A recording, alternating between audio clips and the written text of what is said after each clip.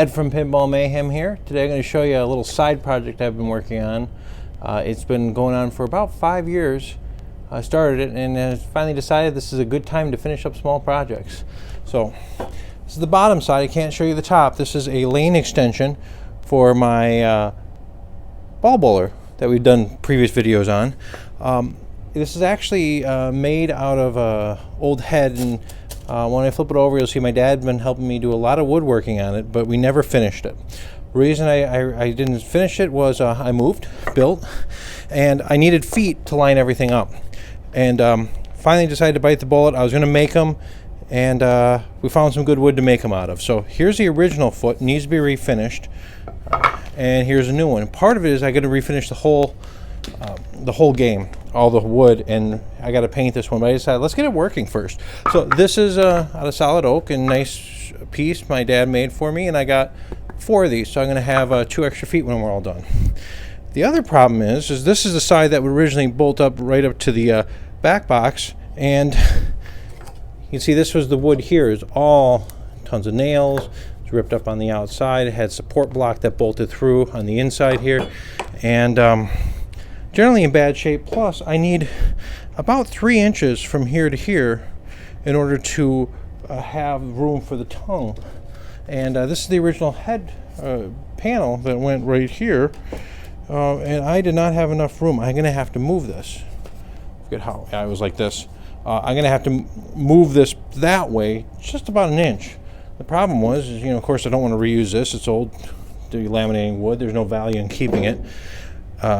Getting that to tongue in and be nice and strong. Now the plywood is starting to delaminate on the end here, especially the end. The rest of it's in pretty decent shape. I noticed that I actually ended up chiseling and prying it apart with a putty knife. I kind of worked away in there kind of carefully because it was already loose. I took that off. I took this side off as well.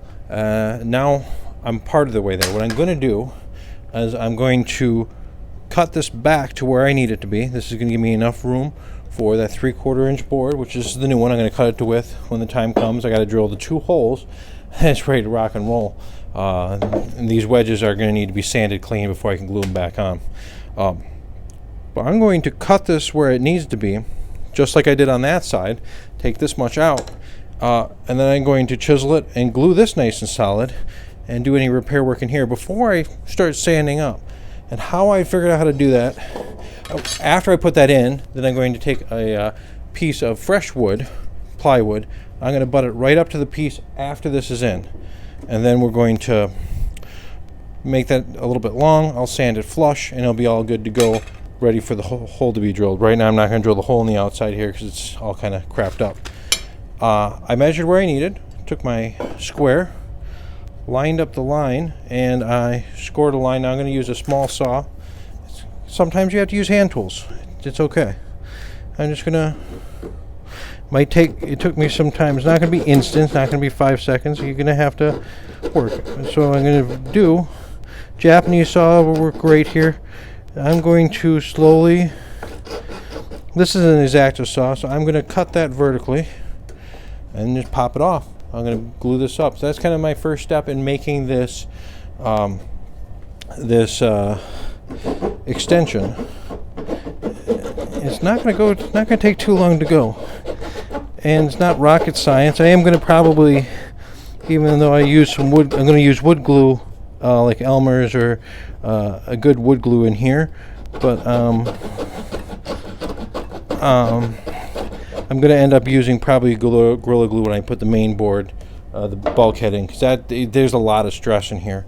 This is the goal is this is just shy of 5 feet, so it's like 58 inches. And the hardest part is going to be to find the Formica.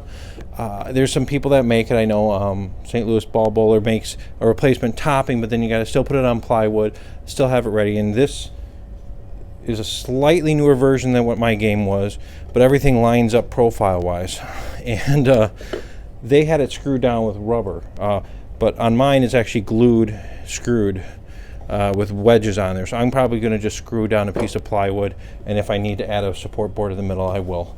Not a big deal, but I'm just going to use any Formica countertop I can get for now. I'm not going to care about the color, because that was the one thing I was causing myself to wait on, is kept saying, oh, I got to find the right wood and this and that. I just kind of was stalling. I realized, how about I get the whole thing lined up and working? There's another challenge after this is done that I have to tackle, because that side has the pins. I need sockets. That's going to be my final challenge once I get everything else done and lined up. But once I get all those challenges figured out, well, then it'd be smooth sailing and just getting the right wood. So I'm just going to use a normal countertop. But that's the thing, is I could put hardwood there. I could get countertop material from the hardware from the store. I could put anything I want on this. I may even do 3/4 inch aspen. I don't know. Depends on what I'm feeling that day and what I can get. If I find a woodworker that can maybe cut aspen.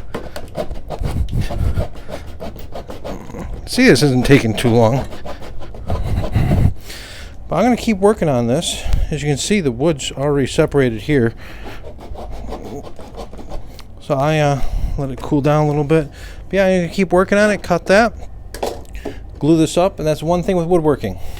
You always have to glue and wait. 24 hours is what they say. So it's great to do something like this. That's repair work, cabinet work, or when you're working on a different project. So what I'm going to do is I'm going to glue this up, make sure these surfaces are supported well, and then I'm going to wait. I'm going to come back tomorrow and probably replace this board, cut this to fit, drill the holes, but I'm not going to do that. I want to make sure I don't rush it. There's no reason to go ahead and cut this today, because I want to make sure the outside width matches the other one. Put that in there and then start sanding the wedges. I got plenty of work to do, plus these need a little bit of tweaking and refinishing. So there's other projects. My goal is to have this kind of sitting on its feet, starting to line it up by the end of the weekend, but probably not going to get there. I'm going to have too many other stuff distract me. But thank you for watching. Make sure to subscribe for more videos. I'm going to just do a quick little video on this every day I work on it. Show you kind of what it looks like tomorrow. So thanks for watching.